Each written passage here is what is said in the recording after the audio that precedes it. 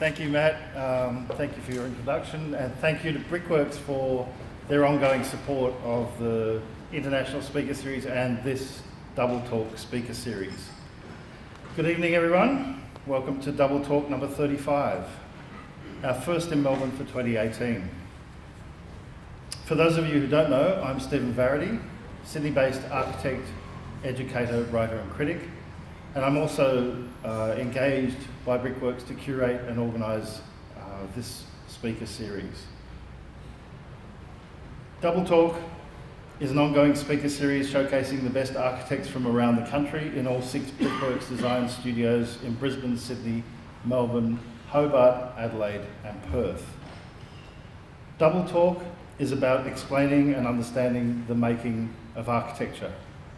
Double Talk is also about generosity and the sharing of knowledge across our profession and across the country. Once again, we bring together 2 architects from outside of Melbourne to talk to you about their work. We ask them to give you some behind-the-scenes insights into their projects, about the brief, client, site, design process, construction process and relationship to collaborators, as well as showing the completed works. Then my co-moderator and I, Bob Nation and I, will engage in a conversation with our 2 speakers in the hope that we might reveal even more about their work and about how they think. As always, each speaker will present for 30 to 35 minutes, and then we will have about half an hour of conversation in front of you. So settle in for an enlightening evening. At this point, I'd like to ask all of you to switch off your phones. Thank you. On your seats, you will have found a pamphlet to accompany tonight's talk.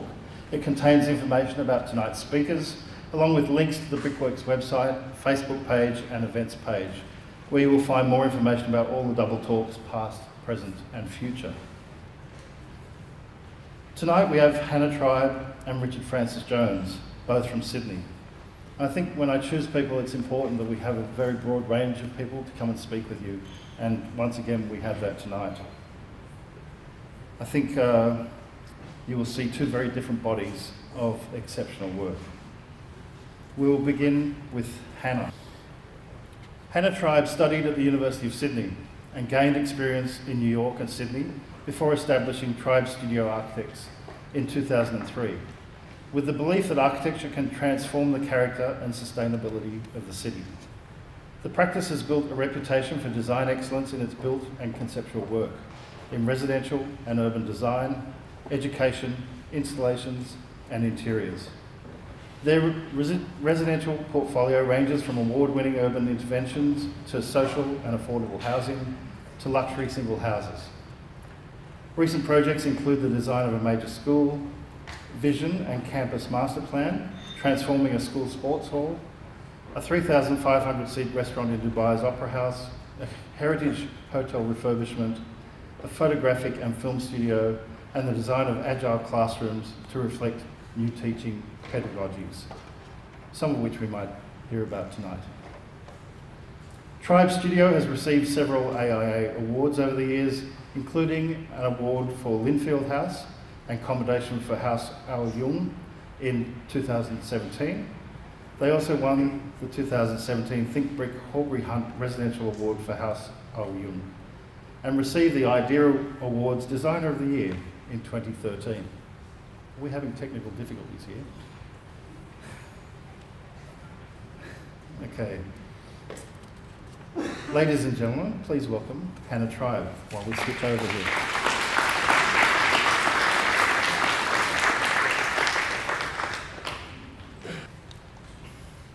Hi everyone, thanks Stephen for that introduction. It's always a bit of there's something kind of awkward about being introduced with your own PR BS and then showing the actual work. So what we've really been doing for the last 15 years is designing a lot of single housing. We're doing a bit of bigger work, but mainly at single housing. And we've come to treat those single houses as portraits of our clients.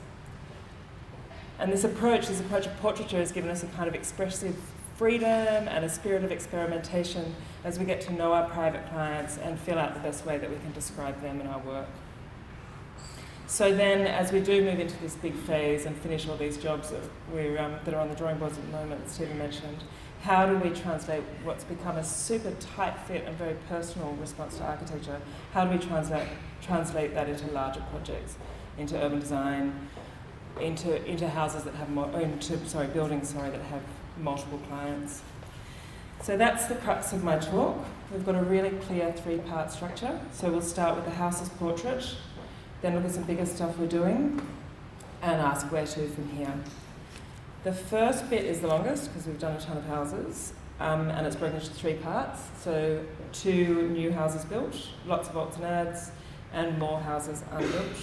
So it's the long bit. Missed one. Then the where to from here is inconclusive, and there are going to be a bunch of segues. So the first segue is called Doubt, Complexity and Compromise, and the ongoing legacy of Hal Schmuckler in the psychological life of Tribe Studio. Sorry about that.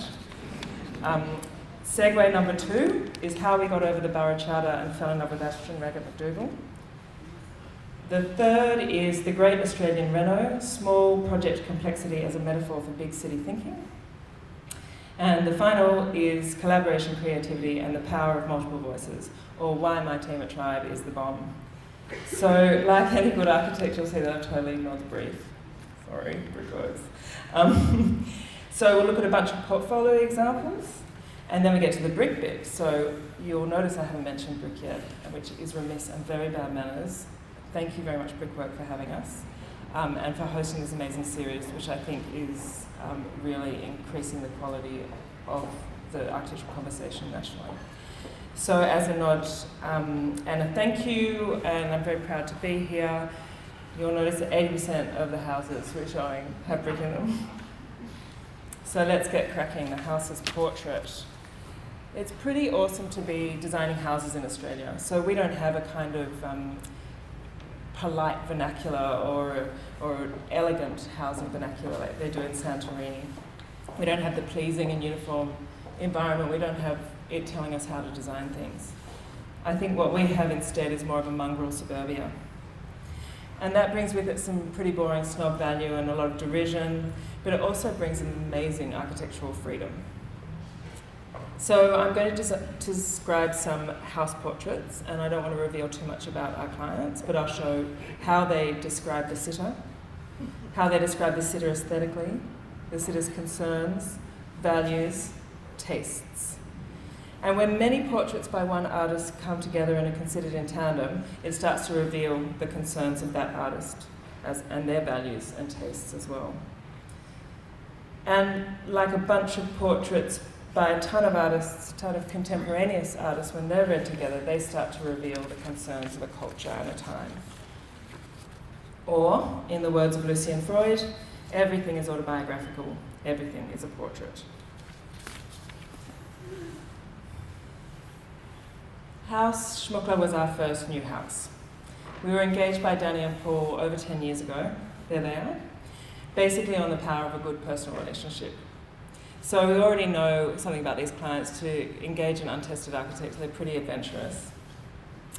Danny's hilarious, she's optimistic, she's really energetic, and she's quite poetic. There was an article about this house in The Australian, and Danny described the process as a journey of self-expression and discovery. She called it an extension of self through design, which I really love, that we could somehow be a vehicle for her to express herself through architecture, or her portrait artist. And that's not to underestimate Paul. There he is. He was really interested in the pursuit of architectural ideas and drove us to explore our own interests in concept and clarity. So the exuberance and the noise and the unhousiness is Danny, and the rigour and the purity is Paul. So what is the idea? There's a long section. Yes, you can see it. You normally can't see our drawings in slides. It's just like a house in a snowstorm. So it's a big long tube volume, and then the private spaces of the house hover above that, so that the ground floor is open, and the periphery of the private makes up the public spaces of the house. And so you get a series of double height voids from the ground to the first floor space and a sense of connectedness throughout the house. So this idea of openness up and down was really about facilitating the extroversion and the shoutiness of this very loud and very funny family.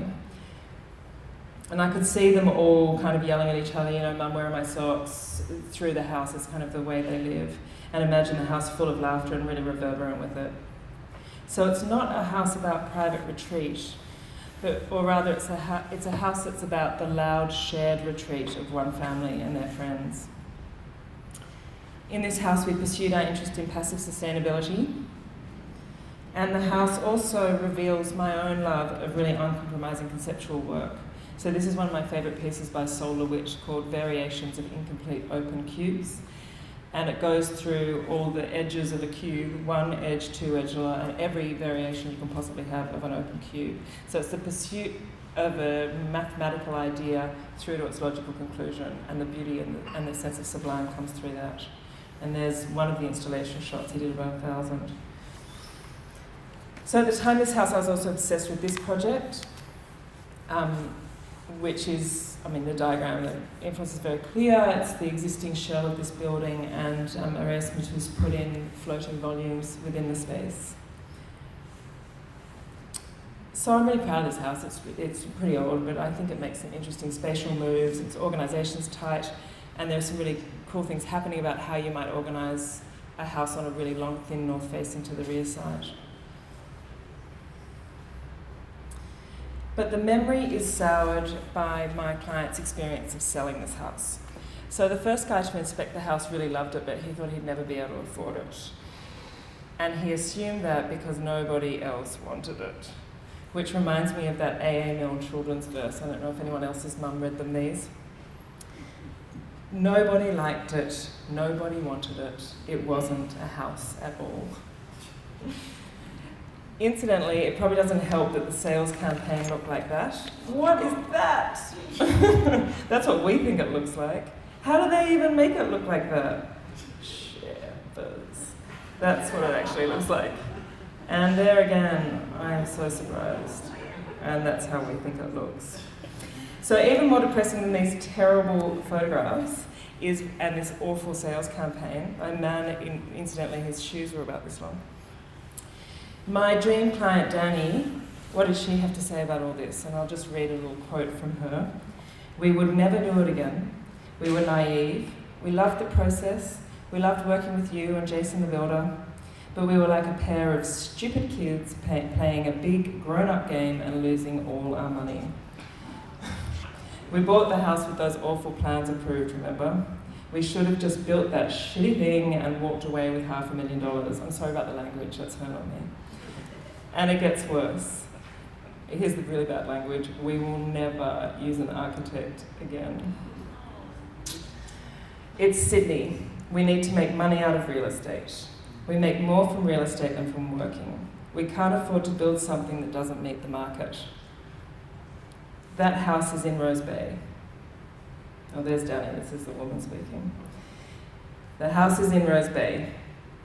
We should have just built it out of bullshit and beige paint and moved on. So, the experience of Hauschmacher has filled us with an amazing amount of doubt.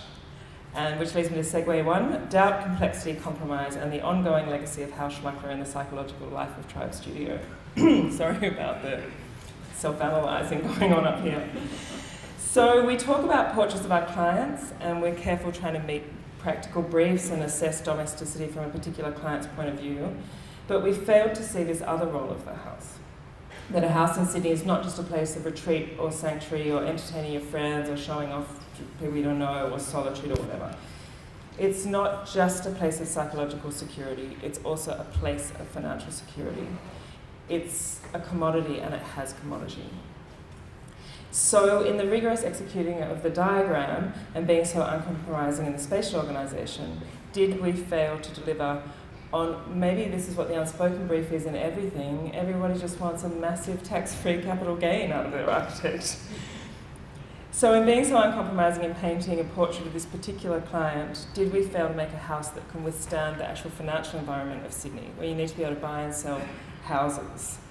That a house, to be sustainable, needs to be able to sustain being your portrait and then a portrait that can be handed on. And if we don't do that, they'll all get knocked down, right? And our like beautiful pieces of uncompromising sculpture become a whole lot of, waste, landfill with a big sustainability and embodied energy price tag on them. And is that the most depressing thing ever to hear from an architect? So there's the doubt. There's a crisis of confidence out of control. So what do we do with all this crisis of confidence and all this doubt? Well, firstly, the doubt itself. So doubt can obviously be crippling, but I think it's better reframed as part of the creative process. And if there's one thing that the internet's given designers, it's a lot of memes to make you feel better about how hard design is. Has everyone seen this one? So when I'm crippled by doubt, or in stage 4, I return to John Keats, thanks Mrs. O'Neill, from 1989. And he said that creative achievement is possible when a man or a woman is capable of being in uncertainties, mystery and doubt, without any irritable reaching after fact and reason. So what designer hasn't reached irritably after fact or reason? So we're trying to just reframe this for ourselves. So beyond the doubt itself is the doubting about concept and the roles of complexity and compromise. So that brings me to segue number 2, concept, complexity and compromise, or why the work of Peso von Elrichshausen keeps me up at night. I love their work. I think they're amazing. Let's have a look at this project. It's a square grid house called Casa Solo in Spain. And the whole thing is planned super rigorously on a square and actually on a cube in section as well, with some breaking down into the golden mean, and oh my god, it's amazing. And then it's kind of in, like the Villa Rotunda, it's like this stripped back Villa Rotunda that looks at the landscape northeast, southwest with this same but super different view experience over this immaculate landscape. Or this other one, so it's a half circle with a half square inscribed in it, and then, I should show you the plan, and then a half square on an angle inscribed, and then it's the roof's at 45 degrees, and then it's all rotated around a center point. It's calculus, and it's hot. I love it. And look how amazing it is, like this wonderful piece of completely uncompromising and pure sculpture. And it talks to this, my love of artwork that's like this, that's mathematical and very uncompromising. But when we drill down into these projects in the office, we talk about it a lot, we come to this uncertain and doubtful realization that we couldn't and wouldn't strive to create work like this, which is actually kind of heartbreaking as well. And that the uncompromising nature of this work asks the occupants to compromise too much. So in that first project, it would ruin your marriage. The kids are in your bedroom. Disaster. And in the second one, you've got this amazing house in paradise, and it doesn't fit a soft chair in it. It's really hard. It's like an art experience being in these houses. So we're having a lot of conversations about the role of concept and compromise in residential architecture. And when we do try to emulate this kind of approach, we find we're not in a remote Chilean or Spanish paradise. We're in a mongrel suburbia, with often an anarchic pre-existing built condition, with neighbours looking in and street lights and stupid council controls. And we always seem to come back in that to what opportunity that offers. That means we can do kind of whatever we like, and so we decide to paint portraits of our clients. Segue over, breathe a sigh of relief. So this next house, House Mar. This is our second year house. And I was approached by Emma to design a house for her family on this lovely leafy suburban block in Sydney's North Shore. Emma has MS and uses a wheelchair most of the time. She wanted a house that didn't look like a disabled person lived in it. So our challenge here was the other way around. How can we start with Emma's compromised mobility? How can we address her physiotherapy brief as the fundamental goal of this house, and at the same time create something that has what she's probably looking for from us, this conceptual spatial clarity of the work we aspire to? How can we find that balance or that compromise the other way around? So the exteriors at play on the suburban typology. It's a flat gable extrude. We've got a double-loaded bungalow plan. And the bricks are recycled from the demolition of the bungalow that was there before. But the interior, on the other hand, is this kind of Russian doll of little houses inside houses inside houses. It's an evolution of the Schmuckler diagram, the tubular enclosure with the volumes concealed inside, but this time it's completely compromising. It varies and it moves and it bends to meet Emma's very specific needs. And it also accommodates her super feminine taste. So it's all about her, it's not about us.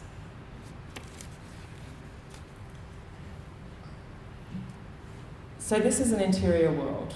It's a world that's about being inside and about interiority.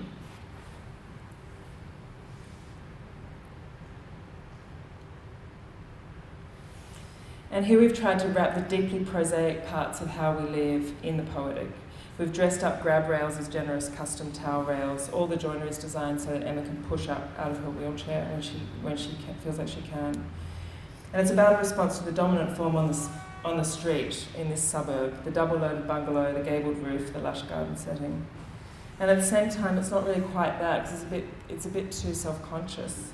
It's kind of familiar and unfamiliar. So this was the beginning of us starting to play with an idea of the uncanny in the suburbs. And then we found, after doing 2 new houses, that with the GFC, we kind of regressed to doing 10 years of alts and ads, a lot of alts and ads. So our client portraits had to negotiate much more delicately with somebody else's previous bit of portraiture, the original house. So the site's the old house, and the smaller and gnarlier the project, the more intensely we had to engage with the logic of what was there before. We started doing this with what's become the kind of default Australian borough charter diagram. It's, there's a little cottage out the front, and there's a big new thing out the back, and they're 2 separate volumes connected by a little light bridge, and we all know that, right? We've probably all done one if you do alts and ads, silly enough to do alts and ads. It's the prevailing diagram of good taste in alts and ads, and it has been for the last 15 years. It attempts to be invisible from the street, a kind of, council, heritage people, there's nothing to see here, but actually when you weren't looking, I put a bloody great lump of building out the back of your cottage. On your very small site often as well in Sydney. So sometimes I look at this diagram and I think it encourages us and perhaps even permits us to practice making public buildings in miniature out the back of somebody's house. And I'm getting increasingly uncomfortable with it. So here's one that does that, where the old and newer trees separately, and that bridge in between is a little stepped amphitheatre for this song this family, they break into song, they're like the Von Trapps, they're hilarious. So we made them a little stepped theatre in their house, and we twisted their dark cottage to the sun, and we extended the circulation and the organisational logics of the original house, and opened up to the garden and to light. So let's remember this one as a starting point, the old and new clearly separate, and we'll see if it evolves.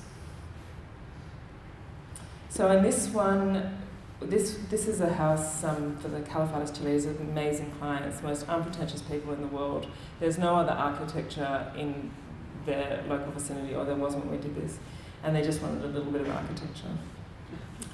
So it's the same diagram separating old and new, but instead of putting something massive out the back, we put something smaller out the back. Again, this talks to our preoccupation with light and temporal change. And it starts to be really specific about the pragmatics of family life, of making spaces that work for all the mundane bits of parenting, they make magical moments for the kids, and of finding the poetic and the prosaic. So there they are, Yvonne and Tony with their kids. And in its context, it's a celebration of the suburban. So we kept this daggy little neat as a pin bungalow, and you can just imagine Robin Boyd clutching his pearls. It has no high architectural merit, but it sits really sweetly in its garden site. It's polite to its neighbours, wasn't extended the same courtesy by the guy next door. And instead of putting a miniaturised public building out the back, we used a bunch of bricks from demolition and, weirdly, some bricks that Yvonne just had, and replaced and exaggerated the lean-to that was there. It's familiar and it's unfamiliar, so we're kind of playing with this idea of uncanny again. All right, saddle up for segue number 3. How we got over the borough charter and fell in love with Ashton Road at McDougall. So in 2013, I was lucky enough to sit on the National Institute of Architects Awards program as the emerging architect, which was amazing. And I was totally bewitched by this project. Now remember, I am a Sydney architect, and these are my people.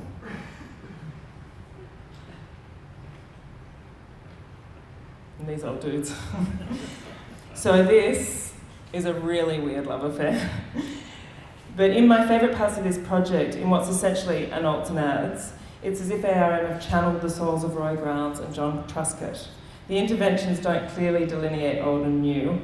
It's more like this face-off between the ghost of Grounds and his modernist restraint, and then the spirit of Truscott with his decorative exuberance. And somewhere in the middle between those two logics, you find this incredible magic.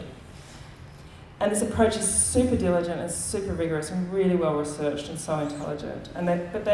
In doing that, they've created a conceptual framework that's loose fit enough to meet all the pragmatic needs of this building, because it's a pragmatic architectural puzzle as well as a conceptual one.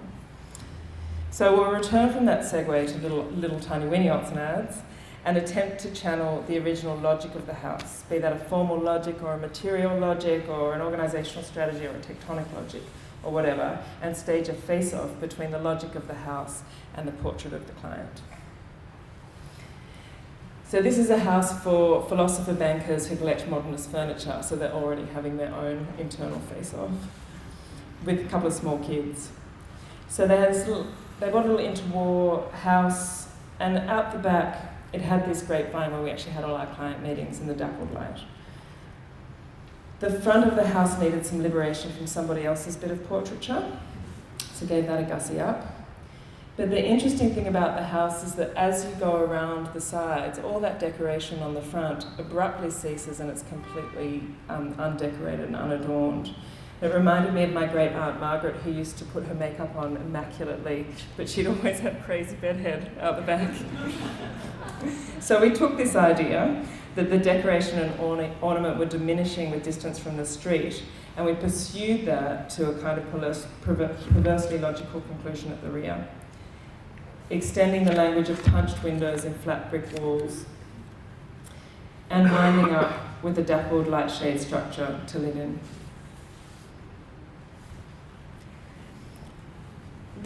In this client portrait, we'd painting a portrait of our clients who live there now, but it was also their parents' house, and their adult children live there too. This is a house about nostalgia and about dreaming about the future, but it's also a house that starts to look at how do multiple adult families live in the same house. We continued the logic of the original house, the sense of distinction between the centre and periphery, and we extended one of the roof ridges out to house the new program and then chopped it off in a bastard gable. So in other words, we joined the dots between this and this. The house reflects and kind of amplifies Kate's nurturing personality. So you can't leave her house without something delicious that she's just cooked or a big armful of basil from the garden. So we sited the kitchen in the centre of the plan, and it's basked in sunlight.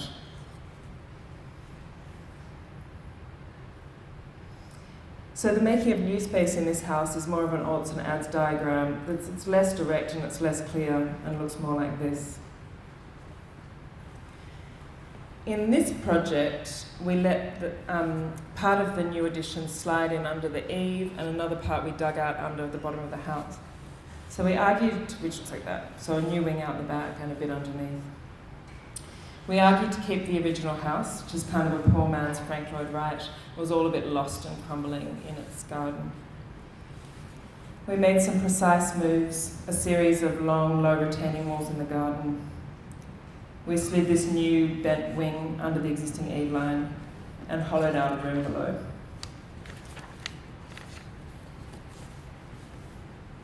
We reinforced the long line of the house with garden terraces front and back. Linking the house to the garden through its original material palette. So this is a house for two really busy doctors and their kids, and they really retreat on weekends to the garden and the pool. The new wing bends around a courtyard, and light reflects off that brick wall into the previously dark kitchen. So using a version of the original material palette, the brick and the timber, we had to learn to adapt. How do we put electrical fittings in a single brick wall? How do we make these low, chunky, fat balustrades BCA compliant? So this house describes our current concerns. So while we're still enchanted by the sweeping gesture and the nifty diagram, we also work backwards in scale from material and detail to find the diagram. And we let all those places come together in quiet compromise. I don't know if that's aging or going soft. So, and in this house, good bricks there, it takes the ideas further.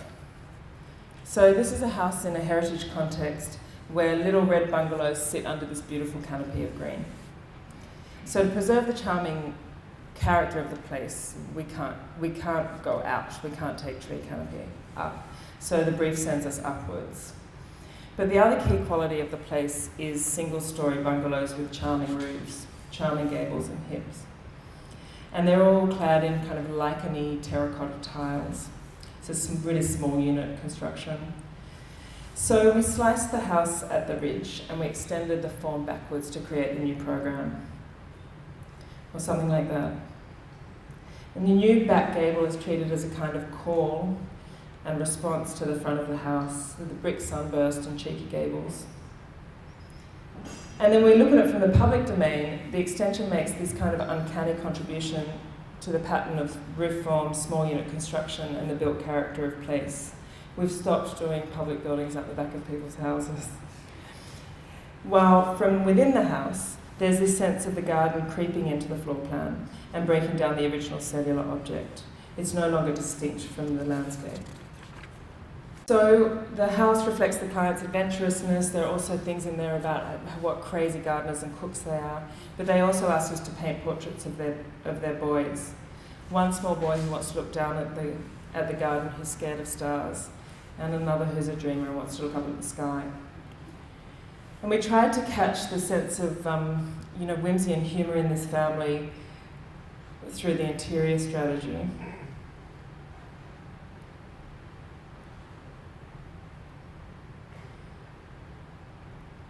But I don't think our photos do it justice or capture the spirit of it the way Trevor's drawing did.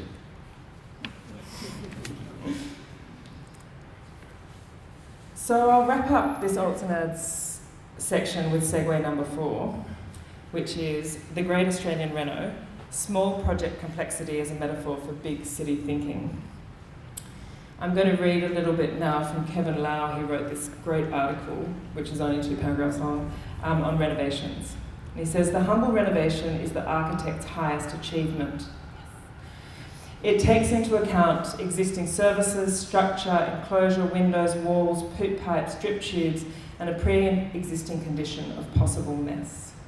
Renovations take all the slop and with as little cost-sapping change as possible to the original, repackage it into a form that works well, that maintains efficiency, allows for change, and looks aesthetically effortless. Renovation is nerve surgery. I love that quote. It makes me feel better about doing so many renovations. So this intense engagement with the existing architectural systems and the parameters has been really fertile ground for us, thinking about how do we engage with the city at a larger scale. So where our earlier projects did this, that might scale up to this kind of urban intervention, where the old and new are totally separate. The streets are discontinuous, the built form's discontinuous, the scale's discontinuous, the landscape's discontinuous, the material language is discontinuous, how you treat street discontinuous. So what we try to do is tease out all those systems in the city and knit our projects back in. So more like these kinds of Alts and Ads.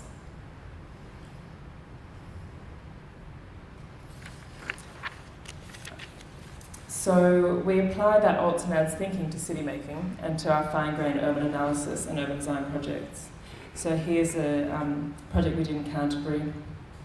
We endeavour to understand the site through its landscape character, topography, transportation systems, built quality, built character, heritage. And like an Alts and Ads, we assess the key opportunities and assets of this place. Prepare a strategy, an elegant set of diagrams, and then we implement a series of small and large renovations to the city.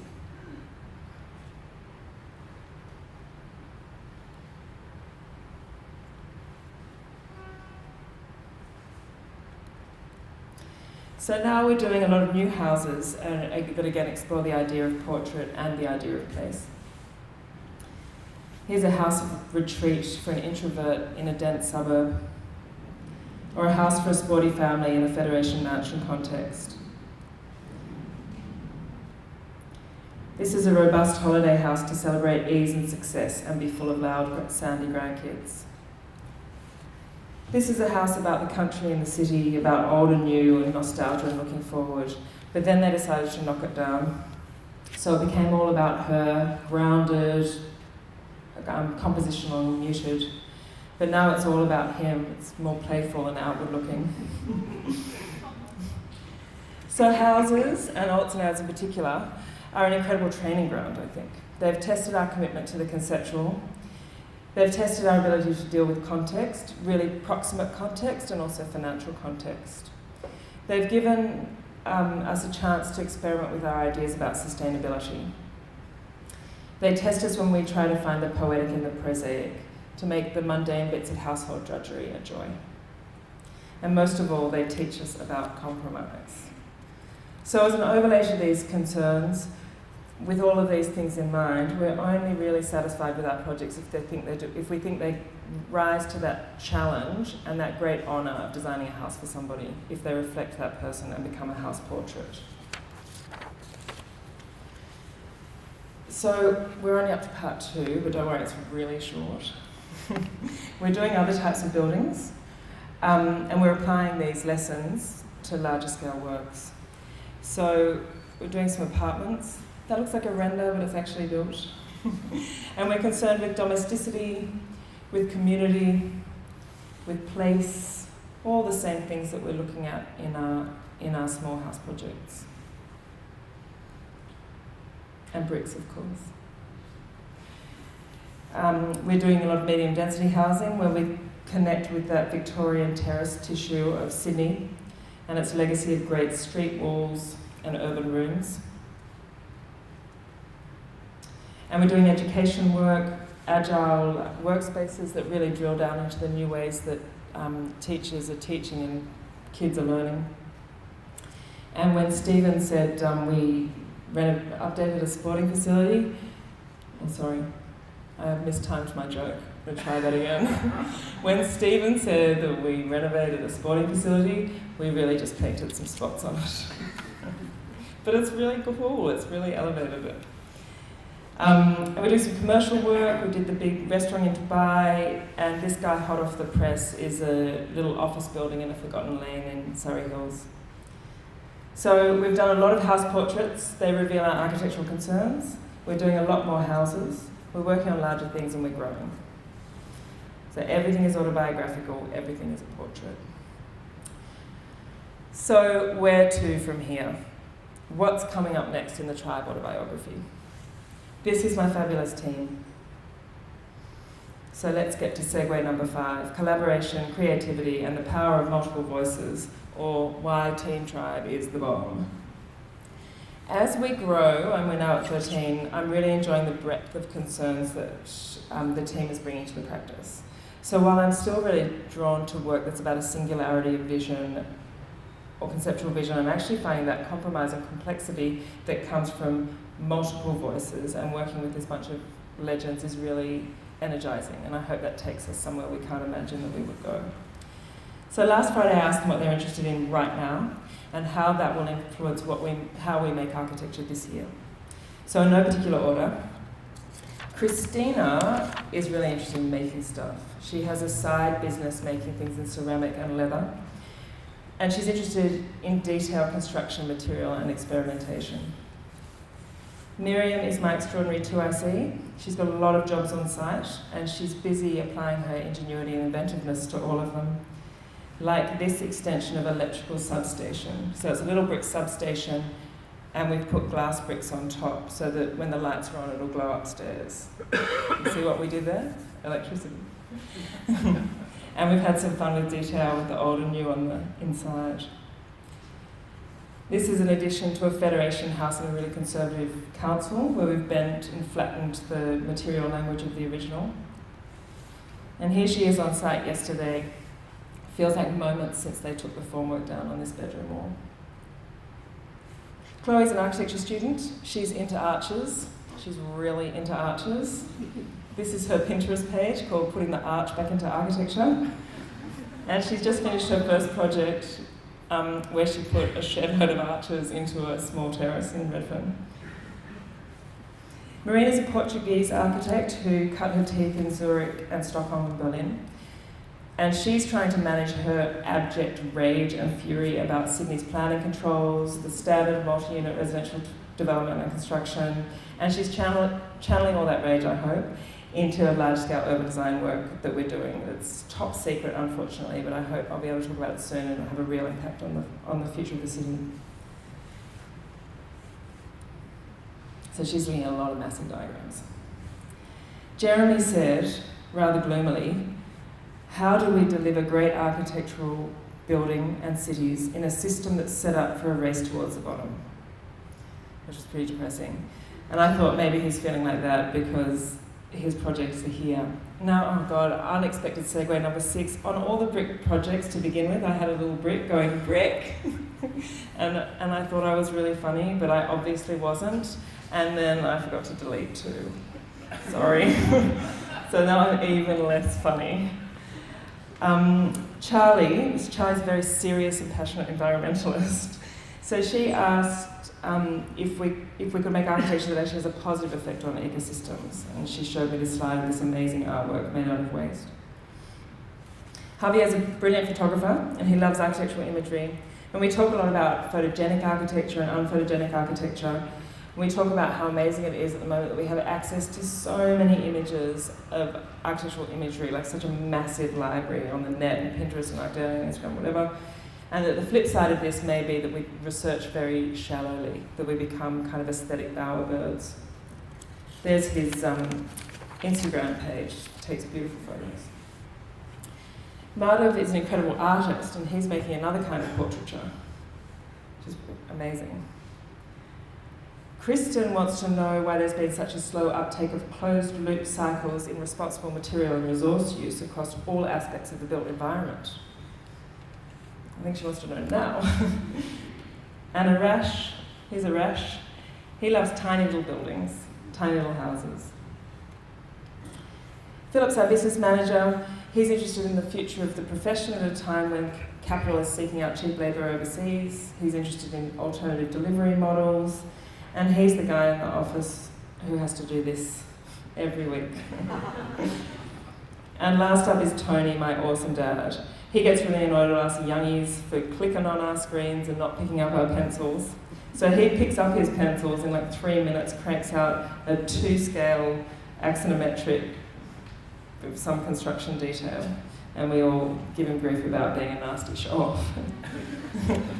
And what about me? What am I into? So I've been haunted by this exhibition I saw at Sarah Cottier Gallery a couple of months ago. So the work's by an artist called Christopher Hanrahan, and it's called A Setting. It implies that, a setting like for a play that some action's about to take place. Or maybe that already happened, and these are the cryptic evidence of something that's been before. The artist describes the work as armatures for imaginary antiquities, which I just love.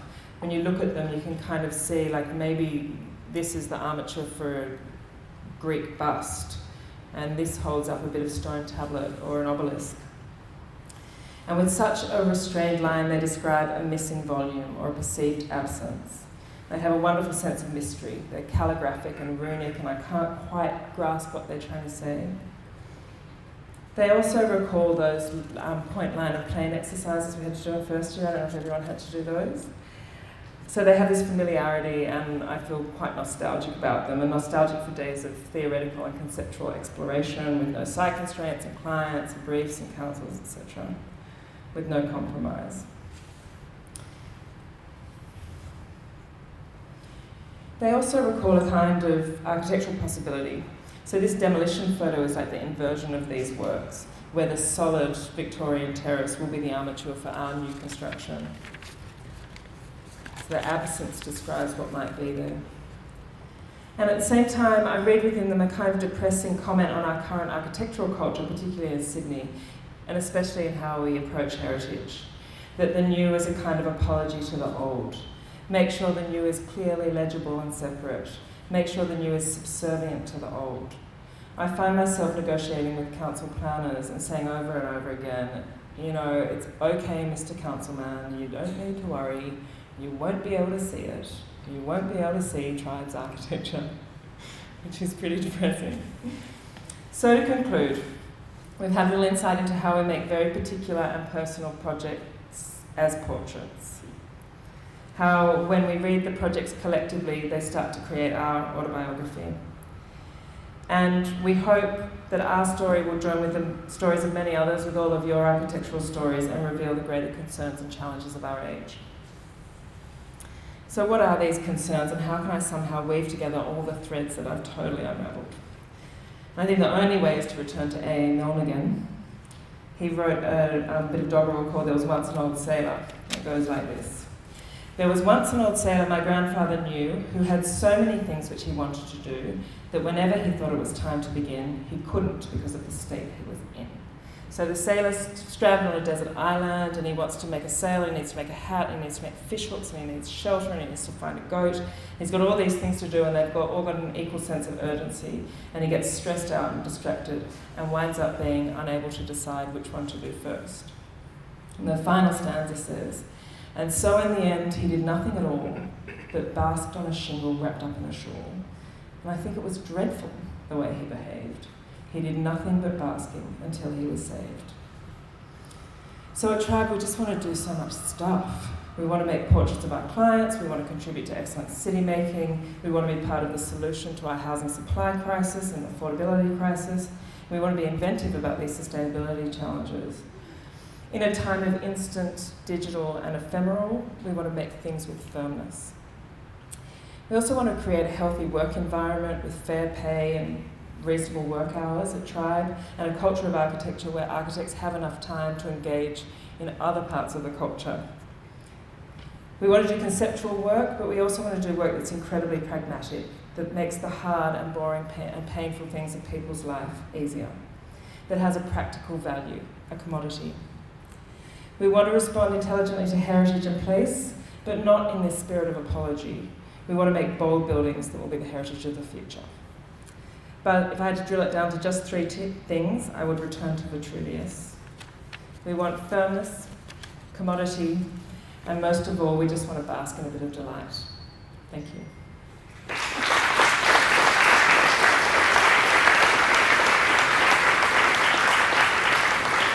Wow, thank you, Hannah, for a wonderful